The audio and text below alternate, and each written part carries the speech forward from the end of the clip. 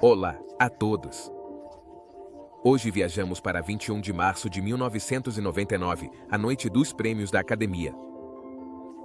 As estrelas de Hollywood se reuniram no pavilhão Dorothy Chandler para uma noite memorável. Duas películas dominaram a noite: O Resgate do Soldado Ryan, de Steven Spielberg, e Shakespeare Apaixonado, de John Madden. Ambos filmes levaram um total de 12 prêmios. No entanto, o momento mais esperado chegou com o anúncio do melhor filme. Quem ganhou? Você vai se surpreender com o desfecho inesperado. Vamos descobrir isso juntos. Número 1. Os sindicatos, que estavam se tornando mais poderosos, especialmente o Sindicato dos Atores. Para evitá-los, queria reunir todas as áreas do cinema sob um mesmo guarda-chuva. Produtores, diretores, atores, roteirista, e até quem escrevia os títulos dos filmes. A Academia os cobriria para que não precisassem de outro sindicato. Ou pelo menos era isso que se pensava. O segundo problema era que os censores do governo e da igreja achavam que Hollywood era um antro de escória e vilania. Mortes de alto perfil como as de Peggy Twistly, Olivia Thomas e Virginia Rapp não ajudaram essa imagem. Mayer adotou uma postura de que todos estamos unidos, achando que a Academia poderia enfrentar tanto os sindicatos quanto os censores e assim conservar com sucesso seu feudo no sul da Califórnia. Embora esse sonho não tenha durado, a Academia se estabeleceu, mas adotou a autocensura através do Código Hays, menos de uma década depois de sua fundação, em 1927. O código detalhava coisas que não podiam ser feitas, como mostrar um relacionamento interracial ou insultar os sacerdotes, e coisas com as quais era preciso ter cuidado, como, por exemplo, se beijar. Os sindicatos também entraram em ação bem rápido. Sobretudo o Sindicato dos Atores de Cinema em 1933 e o Sindicato dos Diretores em 1936. O prêmio da Academia foi, francamente, algo como uma ideia de última hora, uma bobagem. Os primeiros prêmios eram um evento privado de 10 minutos onde os vencedores eram anunciados com antecedência. A galera se divertiu, mas ninguém levou isso muito a sério. Adolphe Senor, que produziu o que basicamente foi o primeiro filme a ganhar o prêmio de melhor filme, Vinx, nem se deu ao trabalho de comparecer pessoalmente e enviou uma mensagem pré-gravada. Mas como disse Napoleão, são essas trinkets que guiam os homens. O que começou como uma ideia de última hora superou as ignominiosas intenções com as quais a Academia foi criada e se tornou seu aspecto mais público. A Academia de Artes e Ciências Cinematográficas é uma organização profissional. É criada por e para as pessoas que trabalham na indústria do entretenimento. E se tem algo que as pessoas querem, é o reconhecimento e a validação dos seus pares. Os filmes que buscam o Oscar e a ambição de ganhar um Oscar são apenas alguns anos mais jovens que a própria existência do Oscar. Em Oscar Wars, Mechanic Schumann conta que um diretor tão respeitado quanto Frank Capra era movido pelo desejo de ganhar o prêmio. Quando disseram a ele que a Academia só vota em lixo artístico, Capra respondeu que ele faria lixo da RT. Capra também foi muito sincero sobre isso, dizendo que alguns anos os prêmios eram paradoxais, mas para aqueles que levavam as pequenas estatuetas, não importava como as conseguiam. Eles simplesmente sabiam que um Oscar triplicava seus salários e os catapultava à fama mundial. Nesses primeiros anos é quando começaram muitas das coisas que associamos aos prêmios da Academia. Quando Capra disse que faria lixo artístico, basicamente estava dizendo que faria o que chamamos de isca para os Oscar, ou um filme que estivesse em sintonia com os Oscars. Quando Bette Davis perdeu o prêmio de melhor atriz por 4 filmes sobre escravidão humana, mas ganhou o prêmio um ano depois por Dangerous, um filme que ela não gostou, ela basicamente ganhou o Oscar por minha causa. Apesar de achar que alguém mais deveria ter ganhado, dizendo entre aspas que não há dúvida de que a atuação de Happy Barney merecia o prêmio. Esses erros se acumulam a cada ano como a mentira original que cria um coelho. Agora deveria recebê-lo no ano que vem, quando talvez alguém mais mereça. Fim da citação. Todos nós podemos pensar em prêmios da academia que parecem mais desculpas por não reconhecer antes o talento de alguém. Todos esses são aspectos dos prêmios da academia aos quais estamos acostumados, e nenhum deles é novo. Às vezes ganham o indicado certo, às vezes não, mas todos os indicados querem. Número 2. Como funcionam as indicações? Tem alguns requisitos de elegibilidade. O filme deve ser lançado dentro do ano calendário e deve ser um longa-metragem. O filme deve ser exibido durante 7 dias consecutivos em um cinema qualificado. O produtor ou distribuidor deve preencher um formulário de inscrição. O filme deve ser enviado antes do prazo, que geralmente é nos últimos meses do ano, e assim por diante. Atualmente, a academia conta com 18 ramos para áreas como atuação, escrita, direção e mais. Embora qualquer pessoa de qualquer ramo possa indicar um filme para melhor filme, os membros do ramo só podem indicar seus pares para prêmios específicos.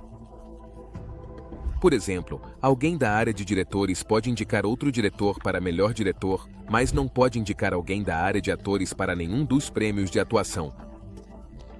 Basicamente, eles devem permanecer em seus postos. As indicações são feitas por ordem de preferência e cada categoria deve superar um limite mágico que é determinado de acordo com a quantidade de membros votantes que há na academia para melhor filme e a quantidade de membros de cada ramo. Para os prêmios relacionados a essa área, são enviadas cédulas e os indicados são classificados do primeiro ao último. Os indicados que superam o número mágico ao obter a maior quantidade de votos para o primeiro lugar passam para a próxima rodada, enquanto os que têm menos votos são eliminados. Finalmente, chega-se a uma lista de pré-selecionados com 5 indicados para cada categoria, exceto a de melhor filme, que recebe 10. A votação final é um pouco diferente. Em geral, é um sistema de maioria simples, em que ganha quem obtém mais votos. Qualquer um pode votar em qualquer outro. Não é necessário que fiquem na sua própria área, como aconteceu com as indicações. Isso significa que a área de diretores, por exemplo, também pode votar em quem acham que deveria ganhar como melhor ator, melhor atriz, melhor maquiagem, etc. A única exceção é o melhor filme, que continua sendo uma escolha por ordem de preferência. Os membros classificarão cada indicado do favorito ao menos favorito, e assim por diante, até que haja um vencedor. Esse período entre o anúncio dos indicados e a votação é o que mais nos interessa. No entanto, neste vídeo, é aí que a campanha se desenrola. A campanha para o Oscar é agora uma indústria por si só, e há verdadeiros estrategistas que ajudam as pessoas e as empresas a decidirem melhor um plano de ataque. A academia até tem um documento que explica o que pode e o que não pode ser feito. Antes, a galera fazia a campanha de um jeito mais educado. Publicavam anúncios, enviavam telas e colocavam cartazes publicitários. Mas ninguém exagerou. Ninguém. Número 3. Até o Harvey Weinstein, claro. Harvey Weinstein, junto com seu irmão Bob, cofundou a Miramax e criou a campanha moderna para o Oscar. Era grosseiro, abrasivo, degradante, intrometido, saboteador e, em geral, um canalha. Um exemplo que teve todos os seus terríveis sucessos foi o filme Minique, dirigido por Guillermo del Toro, que foi descrito como o oposto de Weinstein. O primeiro filme americano de Del Toro foi um imitador de um ser humano decente e bom, e Weinstein não deixou ele fazer isso em paz como produtor. Ele tentou dizer ao Del Toro como dirigir o filme e até tentou que o demitissem. Miramax Servino, quem também seria assediada por Weinstein, defendeu Del Toro. Weinstein espalhou rumores sobre como era difícil trabalhar com Servino e basicamente a excluiu da indústria.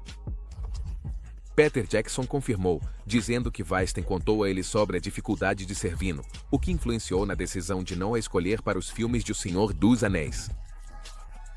Del Toro foi franco sobre sua experiência no filme, dizendo que a única vez que ele passou por um comportamento inadequado. E continua sendo uma das piores experiências da minha vida. Foi em 1997, quando fiz uma imitação para Miramax. Foi uma experiência horrível. Horrível. Horrível. Bruce Feldman, que dirigiu a campanha do Oscar para a lista de Schindler do Steven Spielberg, disse isso sobre Harvey Weinstein. Não tem nenhuma humildade. Não tem nenhum senso de propriedade nem de proporção. Nenhum. E essa falta de vergonha, essa ambição ardente e o desejo de provar seu valor é o que impulsionou Weinstein e o ajudou a acumular centenas de indicações ao longo de sua carreira. Weinstein esteve na vanguarda dos anos 90.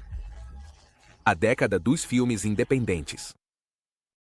Matt Damon, Ben Affleck, Kevin Smith, Quentin Tarantino, Robert Rodrigues, Peter Jackson e muitos outros tiveram sua grande oportunidade na indústria graças a Weinstein, que estava disposto a produzir filmes para homens tão ambiciosos quanto ele. No mesmo ano de A Lista de Schindler, Weinstein tentou que o considerassem para os prêmios por O Piano, um drama dirigido por Jane Campion. Seus esforços durante o processo de indicação deram bons frutos. O Piano recebeu 10 indicações e ganhou 3, incluindo Melhor Atriz Coadjuvante e Melhor Roteiro Original. Steven Spielberg levou para casa o ouro de Melhor Diretor e Melhor Filme naquele ano, mas as coisas seriam bem diferentes 5 anos depois.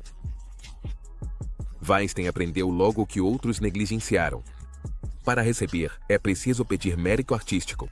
Um sentimento agradável não vai te dar o ouro quando todos os outros também têm mérito artístico. Embora muitas vezes se possa argumentar que um filme ou outro deveria ter ganhado um Oscar, é raro ouvir que um filme não merecia ser indicado em nenhuma categoria.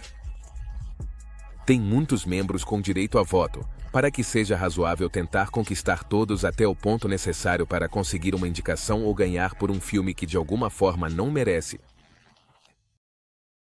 Essa é parte da disputa entre Shakespeare Apaixonado e O Resgate do Soldado Ryan. Ambas são bons filmes. A essa altura, décadas depois da criação do Oscar, eles representavam a mesma publicidade, fama, reconhecimento e um salário mais alto. Weinstein estava se vestindo como os lendários produtores Harvey, John, Louis, Sidney Meyer, Irving Thalberg e outros. Muitos deles eram tipos estranhos como Weinstein, por isso as semelhanças não eram tão grandes. Para ter uma ideia melhor do que Harvey Weinstein faria para promover seus filmes, basta olhar para uma exibição de Cães de Aluguel no Festival de Cinema de Nova York. Durante a exibição, uma mulher gritou pedindo um médico porque um homem tinha desmaiado. Weinstein tinha enviado o homem para casa de limusine e tinha recomeçado a exibição. O consenso era que ele tinha organizado a exibição para chamar a atenção para o filme. No final, Pulp Fiction seria indicada a melhor filme e teria que competir contra Forrest Gump. E aqui é onde vemos Weinstein iniciar a campanha agressiva pela qual ele se tornou tão conhecido. Não tinha o mesmo orçamento que os estúdios maiores. Para compensar o déficit orçamentário, Weinstein teve que se esforçar. Weinstein visitava a casa de repouso de cinema, onde moravam alguns votantes mais velhos da academia, e tentava convencer todo mundo a assistir a novelas pulp e votar nelas para futuros filmes. Segundo o Oscar Wars, Weinstein chegava a ponto de pedir aos seus funcionários que conseguissem as cédulas de votação das pessoas e votassem em seu nome para os filmes da Miramax, o que, claro, é totalmente antiético. As táticas logo começaram a incomodar as pessoas. A Miramax foi insistente. Primeiro, ele ligou para as pessoas para que assistissem a uma cópia preliminar que tinham enviado, e depois fez um acompanhamento para saber suas opiniões. Infelizmente, também foi um ciclo de retroalimentação bem rigoroso. As táticas funcionaram, o que significou que os filmes foram indicados, o que significou que a bilheteira aumentou, o que significou mais dinheiro para a Miramax. E mais reconhecimento de prêmios, o que significou que continuariam pressionando e aplicando as táticas. Essas táticas, junto com as campanhas publicitárias e de cartaz habituais, ajudaram o paciente inglês a ganhar 9 prêmios Oscar e arrecadar $230 milhões nas bilheteiras, alguns anos depois que Tempos Violentos só perdeu para Forrest Gump. Steven Spielberg, por sua vez, era totalmente o oposto de Weinstein. Embora quisesse um Oscar com tanta desesperação quanto qualquer outra pessoa, ele estava há décadas no negócio antes de finalmente ganhá-lo por A Lista de Schindler. Ele não acreditava em campanhas. Spielberg achava que a maioria das pessoas se prendia à ideia de que a obra deveria se valer por si mesma e não precisar de politicagem. Isso significava que Terry Press, que cuidava do marketing da DreamWorks SKG, tinha muito trabalho pela frente. Os sócios da DreamWorks insistiram com ele. Antes de Steven Spielberg começar a promover o filme, ele já estava nos cinemas. Mas quando chegou a temporada de prêmios, ele se manteve firme e deixou Salvar o Soldado Ryan se sustentar por si só. Foi uma estratégia que, por uma vez, deveria ter funcionado. Era uma obra-prima do diretor mais conhecido do século XX. Tinha uma das cenas mais emocionantes de qualquer filme, talvez a melhor sequência de batalha já filmada. Tinha arrecadado 500 milhões de dólares nas bilheteiras e os críticos adoravam. Como é que poderia perder para Spielberg e Salvar o Soldado Ryan? A concorrência era Shakespeare apaixonado. Um sucesso de público.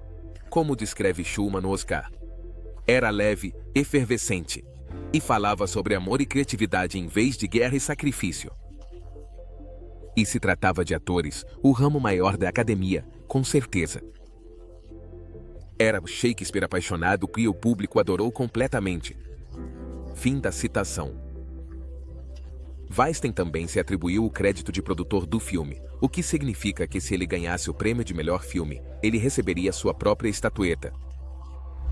A máquina de relações públicas começou a funcionar a todo vapor. Hillary Clinton esteve na estreia de Shakespeare apaixonado e elogiou Weinstein antes de se sentar ao seu lado para assistir ao filme. Foi implacável. Shulman encheu os meios de comunicação com anúncios, veiculou anúncios de rádio em uma dúzia de estações, distribuiu folhetos, organizou projeções pessoais para pessoas importantes que, segundo ele, poderiam influenciar outros nas disputas do Oscar e mais. Shulman diz que estavam acontecendo tantas coisas que até mesmo as pessoas que trabalhavam na Miramax não sabiam todos os ângulos que estavam sendo trabalhados de novo. Algumas de suas súplicas iam além do permitido. Quase se meteram em problemas por organizar uma recepção inadequada para os membros da academia e rapidamente tiveram que convidar pessoas que não eram membros da academia para garantir que tudo estava certo. Weinstein até tentou que a jornalista Lynn Ashberg tornasse pública a notícia de Salvar o Soldado Ryan. Essa foi uma das infrações mais graves e parte da razão pela qual a campanha foi considerada tão suja. Weinstein fazia coisas que outros não faziam. Quando o criticavam por suas táticas sujas, ele simplesmente negava. Mas outros jornalistas corroboravam a história, como Peter Bark da Variety. A campanha suja era um segredo de polichinelo, com artigos no New York Times e na revista New York. Weinstein apostou que a academia não se importaria. E ele estava certo. Spielberg se negou a se meter em problemas com Harvey Weinstein. Shulman descreve Terry Press, responsável por salvar a campanha de Salvar o Soldado Ryan para o Oscar, como alguém que luta com uma mão amarrada nas costas. Ela o descreveu como uma guerra, mas levou a sério. Reestrearam o filme nos cinemas para gerar expectativa e lançaram anúncios. Eles se mantiveram fiéis ao modelo tradicional. Weinstein, enquanto isso, estava criando um novo. E estava funcionando. Como apontou o roteirista de Shakespeare, Mark Norman, ele ia a festas e as pessoas diziam que tinham votado em Shakespeare apaixonado, mas que Spielberg ganharia. Mas levando em conta que todo mundo disse que tinha votado no filme dele, quem votou em Salvar o Soldado Ryan? A resposta, na verdade, foi que foi menos gente. Na noite do Oscar, Spielberg ganharia como melhor diretor, sua quinta indicação e seu segundo triunfo na categoria. Então Harrison Ford saiu para anunciar o prêmio de melhor filme e a equipe da DreamWorks achou que já tinha garantido. Eles se enganaram. O momento perfeito para a televisão. Steven Spielberg recebe seu segundo prêmio de melhor filme. Um dos seus bons amigos ficou atônito. Em seu lugar, o homem que tinha um oco modelado à sua imagem subiu ao palco enquanto os espectadores aplaudiam educadamente.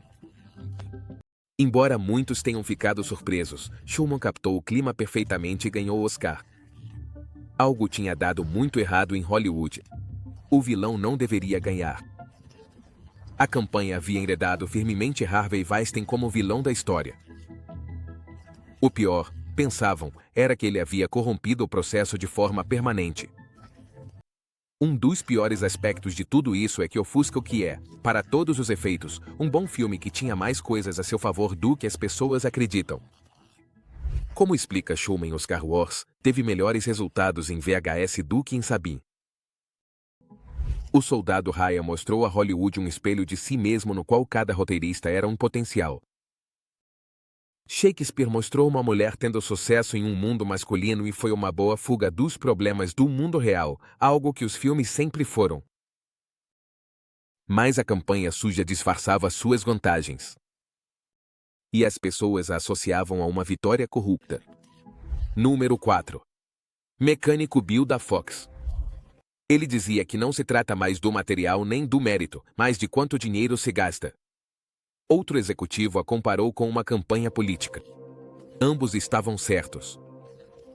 A máquina de Weinstein alteraria permanentemente a forma como os filmes ganhariam o prêmio principal. Embora sempre tenha havido certo grau de cumplicidade, ele elevou isso ao máximo. A difamação, o suborno no limite, em alguns casos, a corrupção aberta criaram as bases para que outros imitassem o exemplo, embora talvez em menor grau.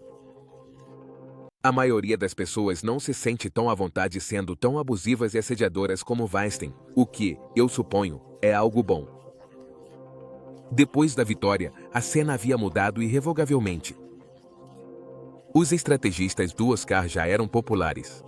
A DreamWorks, SKG, foi a primeira a aprender com seus erros. Terry Press não queria correr riscos nem fazer prisioneiros. Ele liderou uma campanha massiva em nome da beleza americana durante as 5 semanas que antecederam a votação do ano seguinte. Nas semanas que antecederam a votação, não havia um favorito claro e cada voto contava. Este ano eles voltaram a competir contra o Weinstein, mas chegaram preparados. Beleza Americana levou 5 prêmios da 72ª edição do Oscar. Entre eles, melhor filme, melhor diretor, melhor ator, melhor roteiro original e melhor fotografia. A imprensa ajudou a recriar a façanha novamente na 73ª edição do Oscar, onde Gladiador também levou 5 prêmios.